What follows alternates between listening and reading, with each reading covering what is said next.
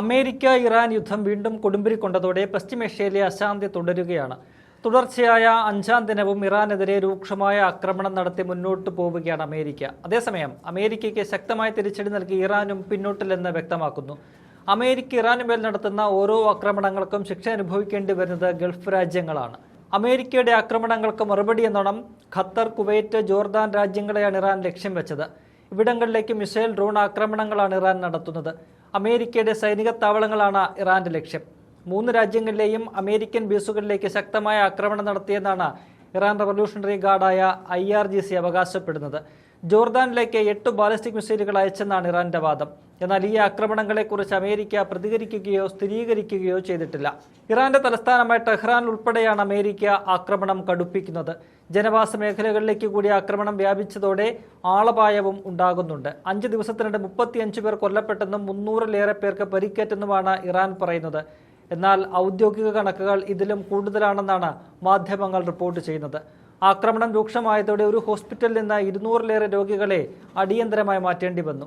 കഴിഞ്ഞ മാസം 17-ന് യുദ്ധം അവസാനിപ്പിക്കാൻ അമേരിക്കയും ഇറാനും ധാരണാപത്രത്തിൽ ഒപ്പിട്ടെങ്കിലും അത് വിജയത്തിലേക്ക് എത്തിയില്ല.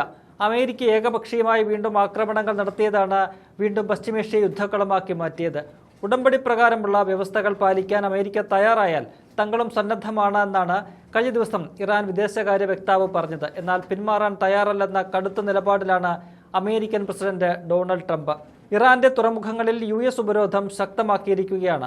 ഖാർഗ് ദ്വീപിലേക്ക് ചരക്കു കയറ്റാനായി എത്തിയ ഇറാൻ ടാങ്കർ അമേരിക്ക ആക്രമിച്ചു.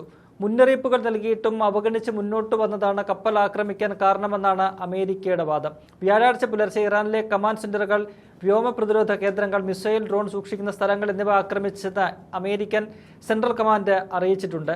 തെക്ക് കിഴക്കൻ ഇറാനിലെ ബാംബൂർ സൈനിക ബാരക്കിൽ 13 മിസൈലുകൾ അയച്ചു നടത്തിയ ആക്രമണത്തിൽ 7 സൈനികരാണ് കൊല്ലപ്പെട്ടത്.